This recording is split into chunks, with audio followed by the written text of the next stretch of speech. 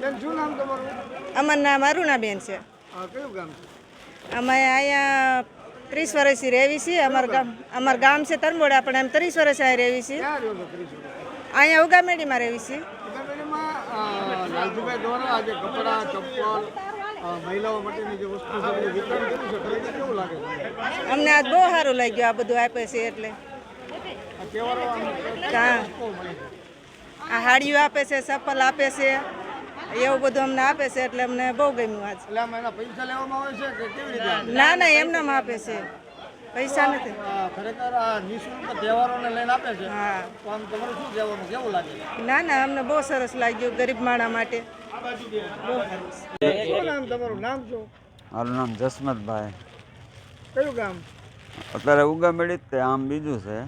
જસમતભાઈ, કપડાં, બૂટ, ચંપલનું વિતરણ કરવાનું છે નિઃશુલ્ક, એટલે કે ફ્રી ઓફમાં. ખરેખર શું આમ કેવું લાગે?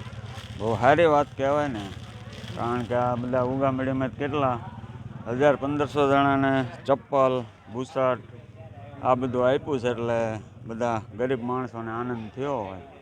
બહુ સારી વાત કહેવાય. મારું નામ લાલજીભાઈ તુલસીભાઈ પટેલ. લાલજીભાઈ, આજે ઉગામેડી ગામ છે, એટલે કે તમારા ગામની અંદર તમે કપડાં, ચપ્પલનું વિતરણ કરી રહ્યા છો, આવો વિચાર ક્યારે આવ્યો? ઉગામેડી ગામ એટલે મારા વતનનું ગામ.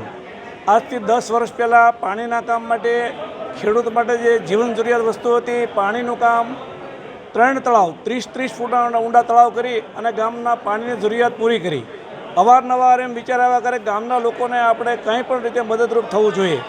દિવાળી પહેલાં મને વિચાર આવ્યો કે પહેલું વહેલું 30 વર્ષની અંદર પહેલું વહેલું બેસતું વર્ષ હું મારા ગામ વતનના ગામમાં કરી રહ્યો છું, તો મારે જરૂરિયાતમંદ લોકોને કંઈ આપવું જોઈએ. તો કપડાં વિતરણ કરી અને ચંપલ વિતરણ કરી, જે લોકોને બહુ તકલીફ હોય છે, તો એના માટે મને વિચાર આવ્યો, એના માટે આખું આયોજન કરેલ છે. કેટલા કપડાં છે, કેટલા ચંપલો છે અંદાજે? હા, ટોટલી ચંપલ 3500 અને 3500 જોડી ચંપલ છે અને 3500 જોડી લેડીઝ અને પુરુષોના કપડાં છે. આજે તમે તમારા ગામમાં જરૂરિયાતમંદ લોકોને આપી રહ્યા છો, કેવું લાગે? બહુ ખુશી થાય છે. જે લોકો લઈ રહ્યા છે એના ફેસ ઉપર જ્યારે ફેસ વાંચીએ છીએ ત્યારે લોકોની કેટલી જરૂરિયાત છે, કેવી મુશ્કેલી છે, આપણને ખ્યાલ આવે છે.